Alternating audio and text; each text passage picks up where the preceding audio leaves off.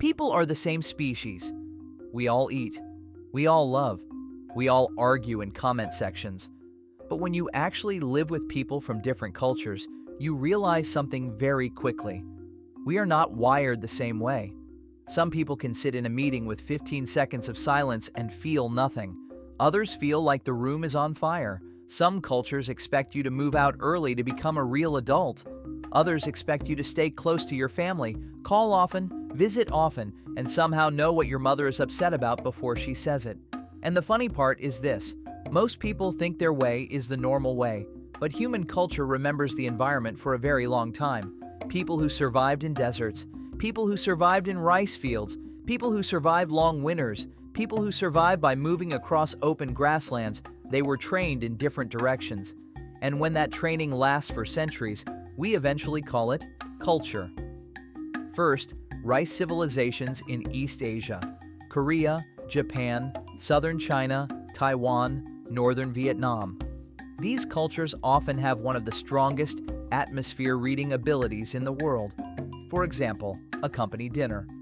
In the US, if someone wants to leave, they might just say, "All right, I'm heading out." In Korea or Japan, that one sentence may require a full internal simulation. Is this a bad time? Will my boss think I'm rude? Is everyone else staying? Am I destroying the vibe? Why?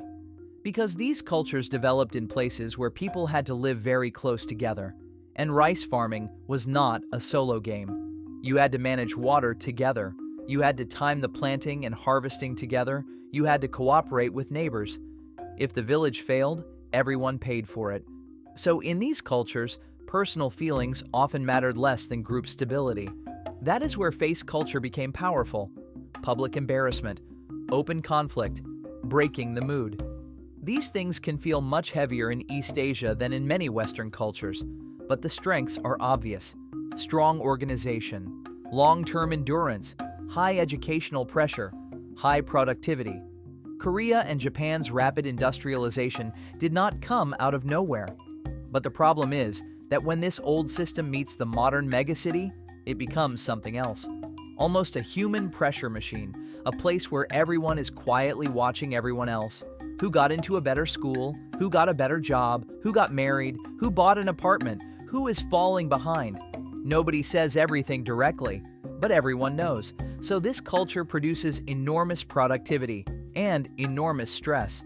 Even dating and marriage can start to feel less like emotion and more like a life project. This culture makes people efficient, sometimes too efficient. Now compare that with frontier cultures, the United States, Australia, Canada. These societies were shaped by movement, new towns, new land, new jobs, new chances. In this world, you had to explain yourself quickly to strangers, so small talk became useful. This is why some East Asians get confused when Americans start sharing personal stories 5 minutes after meeting them. Why is this stranger telling me about his divorce? But in a frontier society, fast connection was useful. You had to sell yourself, you had to introduce yourself, you had to seem capable before anyone knew your family name. That is why America became one of the biggest self-promotion cultures in human history. You can see it in job interviews. In many East Asian contexts, the interview often feels like a test of not making mistakes. In the American version, it often feels like a test of how confidently you can sell yourself. That is why startup culture works so well there. Build something, fail, build again, fail again, try again. Failure is not always seen as shameful. Sometimes it is almost branding. But the downside is serious. Relationships become fluid. Friends change, cities change, jobs change, partners change. So the society is free, but unstable. And when you fail, the blame can feel intensely personal. America is a place where confidence often trades like a skill. Then there are cold climate cultures. Finland, Norway, Sweden, these places were shaped by cold, darkness, distance, and long winters. And yes, really long winters. In some areas, the sun can disappear frighteningly early, so the social style becomes low stimulation. People do not always sit next to strangers on the bus. Elevators stay quiet. Privacy matters. Unnecessary interference is avoided. American-style small talk can feel exhausting. If a stranger suddenly says, "Nice weather today," the internal reaction may be, "Why are you speaking to me?" But this culture has real strengths: high social trust, stable public systems, respect for rules, respect for personal boundaries. The kindness here is not warm and loud, it is quiet. It helps when needed, but does not invade. It is not East Asian social pressure. It is not American friendliness. It is distance-based kindness.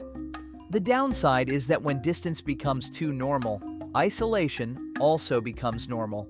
Northern Europe often has high rates of people living alone, and loneliness is a frequent topic. People are not necessarily rude, they are just far away. Now, honor cultures. Parts of the Middle East, Afghanistan, northern Pakistan, Jordan, Saudi Arabia, and similar regions. The emotional temperature here is much higher. These societies were shaped by family, tribe, reputation, and often harsh environments. In a desert or unstable borderland, the state was not always the thing you trusted. Your family was, your tribe was, your bloodline was, so family loyalty became extremely important. Hospitality became extremely important. In many Middle Eastern cultures, treating a guest poorly is not just bad manners. It can feel like a moral failure. But at the same time, insult is taken seriously. Because in tribal societies, reputation was not just emotion, it was survival. If your honor collapsed, your protection, marriage prospects, alliances, and social standing could all collapse with it. So this culture can be intensely warm and intensely proud at the same time. It loves strongly, and it fights strongly. Masculine roles are often emphasized because protection of the family was historically central. In this world, reputation is not decoration. It is armor. Then there are sea trade cultures. Britain, the Netherlands, Singapore, Hong Kong, and older maritime traditions like Venice or Phoenicia. These cultures were shaped by the sea, and the sea forces one habit into people: dealing with strangers. Different languages, different religions, different customs, different money. If you want to trade, you cannot only trust people you personally like. You need contracts, insurance, ports, banks, rules. So these cultures often develop strong practical thinking. The system matters more than personal warmth. A deal has to work even if nobody becomes friends. That is one reason London and Amsterdam became major financial centers. It is not accidental. These cultures are good at networks, logistics, finance, trade, and global contact. They are often more comfortable working with foreigners than more isolated cultures. But the downside is obvious too. Human relationships can start to feel transactional. People become efficient. Deals become clean. And sometimes the warmth disappears from the room. Now, nomad cultures. Mongolia, Central Asia, parts of the Bedouin world. This is a completely different human operating system. These people had to move. Move with animals, move with seasons, move with weather, move to survive. To settled farmers, nomads may look unstable. Why are they always moving? But from the nomad's view, staying still can be the dangerous thing. So these cultures often value independence, mobility, toughness, and group loyalty. The home itself can be movable. The land is not just property. It is route, pasture, memory, and survival map. The Mongol Empire's speed did not come out of nowhere. Horse culture was not just transportation, it was a way of life. The strength is adaptability. Nomads can survive where settled people struggle. But the weakness is that complex settled bureaucracy can be harder to maintain. A nomadic world is built for movement. A bureaucratic world is built for paperwork, and those are not the same skill. Then there are tribal and communal cultures. Parts of sub-Saharan Africa, indigenous communities, Amazonian groups, Papua New Guinea, and many others. This category is broad, so it should not be treated as one identical culture. But many of these societies share one thing. The individual is not the main unit, the community is. Family networks are large. Children may be raised by more than just the biological parents.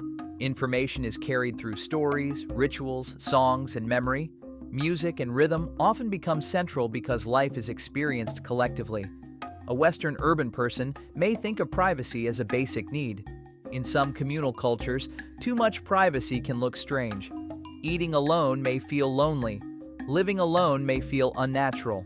Making major decisions alone may feel irresponsible. The strength is belonging. People are held inside a network. The weakness is that the same network can limit personal freedom. And when modern nation-states arrive, conflict can appear.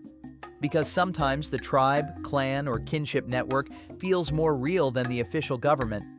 In a modern city, the system may say one thing, the family may say another, and the family often wins. Finally, mountain cultures. Tibet, Nepal, the Andes, Bhutan, parts of the Caucasus. Mountains change people. They isolate people. They slow movement. They block armies. They protect traditions. They make every trip harder. People who live high in the mountains have to survive thin air, limited farmland, difficult roads, and long isolation. And, in some cases, the body itself adapts. Tibetans and Andean highlanders adapted to altitude in different ways. That alone shows how deeply environment can shape human life. Culturally, mountain societies often develop strong local identity. They can be patient, tough, inward-looking, and resistant to outside pressure. Traditions can survive longer because outside influence arrives more slowly. When people visit the Himalayas, they often say, "Time feels different there." That is not just a romantic phrase. Mountains literally slow the world down. They separate people from the flatland rhythm of empires, markets, and cities. The strength is endurance. The weakness is isolation.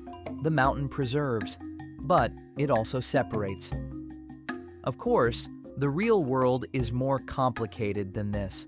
Most modern countries are hybrids. The United States mixes frontier culture with sea trade culture. Japan mixes rice civilization with island mentality. Turkey mixes honor culture, sea trade, steppe influence, and imperial history. India is almost a civilization continent by itself, with rice regions, honor regions, mountain regions, tribal regions, and massive urban cultures all inside one country. So this is not a perfect map. It is a way to think. Because one thing is clear, humans remember environments longer than we think, and some of what we call personality may actually be the echo of an old survival strategy. We live on the same internet now, but we were not all shaped by the same world. So, which cultural operating system feels closest to you, and how different is it from your experience? If this kind of cultural difference is interesting to you, like and subscribe. Thanks for watching.